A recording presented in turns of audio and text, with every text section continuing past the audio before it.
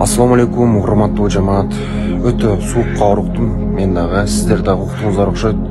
Бекжан мырзанын каза болгону мен үчүн оюма дагы келбеген нерсе болду да.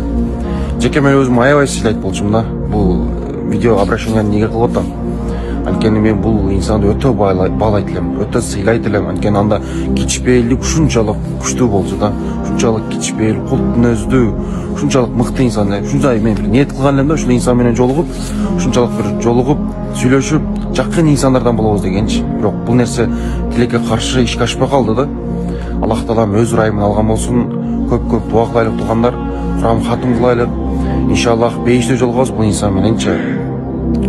Аллах таалам ката кетирген күнөлөр болгон болсо, аны жаап жашырып кечирген болсун. Жакшы ибадаттарыны, кылган жакшы иштерини Аллах таалам эселеп кабыл кылган болсун.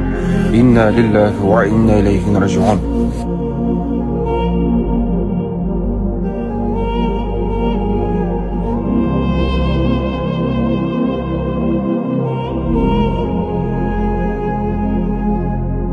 Кысайкал Кабылова.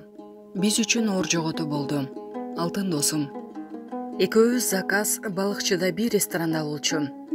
Мен балыкчыдан Бишкекке жолго чыккам. Бекжан балыкчыга келе жаткан. Бекжандын гонорары бизде болчу. Чалып, доске береливи жолдон же Бишкекте эле аласыңбы десек, азыр эле алып алайынчы деди. Анда боомдо күтө турам деди. Хорошо деп телефонду койгондон кийин 10 минутадан кийин телефон чалды. Талгар деген досу машина тоголонуп кетти. Авария болдук деди. Тамашалап жатса керек деп вообще ишенген эмес элек. Барса машина толтура. Бекжанды табышыптыр. Тирүү дегилечи деп ыйлап кирдим. Бекжанды көтөрүп чыккыча 30 мүнөттөй убакыт өттү. Тег жардам келди, келип эле текшердим. Анан сагый кал, кайрат кыл деди, не сабалды эле туруп калдым. Досум ай, шашмам, шашып жүрчү элең дайыма. Шашып кете бердиң. Бекжан экөөбүз эч жөн сүйлөшчү эмес элек.